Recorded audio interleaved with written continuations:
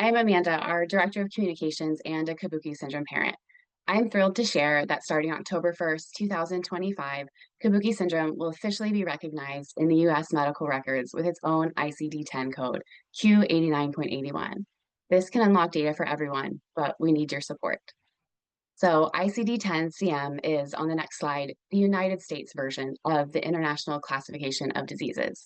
This system is used to label and track information about all conditions and symptoms at medical appointments, and codes are also used for billing and insurance claims, so you may have seen it before on your explanation of benefits. While ICD-10-CM is specific to the US, the powerful data that we can collect here can also influence international healthcare. Because every single symptom has a diagnosis code, doctors, researchers, insurers, and policymakers can use this data. But until now, providers were using a catch-all code for Kabuki syndrome, Q89.8, which included Williams syndrome, Stickler syndrome, and a dozen more.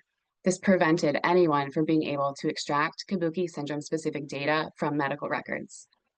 But now, starting tomorrow, with Q89.81 for Kabuki syndrome, we've enabled the doctors, researchers, and policymakers to improve their care coordination and your access to clinical guidelines, data insights like how many people have Kabuki syndrome, also known as our prevalence, the range and severity of symptoms, and which treatments, testing, and services are being used by our families. Our unique ICD-10-CM code can also streamline insurance billing and approvals and demonstrate to policymakers that the cost of care is high, unlocking more funding and motivation to accelerate research for new treatments, because more people identified can mean more resources granted, but only if the code is used.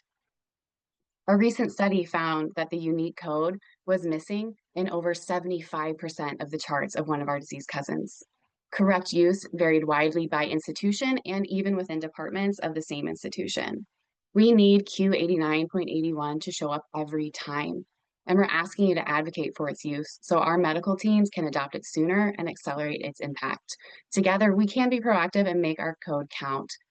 So tomorrow, the code goes live, and we're asking you to tell all of your providers at your appointments for the next 2 years.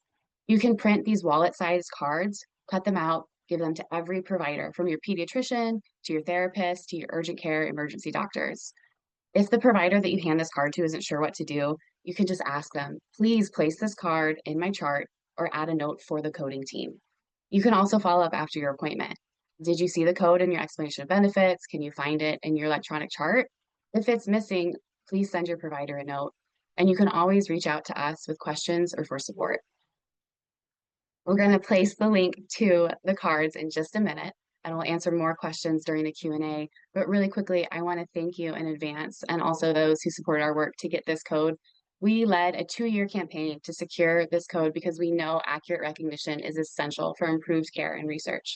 Our team worked tirelessly to educate decision makers at the Centers for Disease Control, build consensus in the medical community, and ensure that the voices of families and clinicians were heard.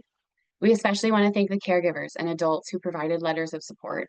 Dr. Margaret Adam from Seattle Children's, who presented at the Centers for Disease Control, our advisory boards, and professional organizations like the American Academy of Pediatrics and Rare Disease Caucuses in multiple states. Together, we made this possible.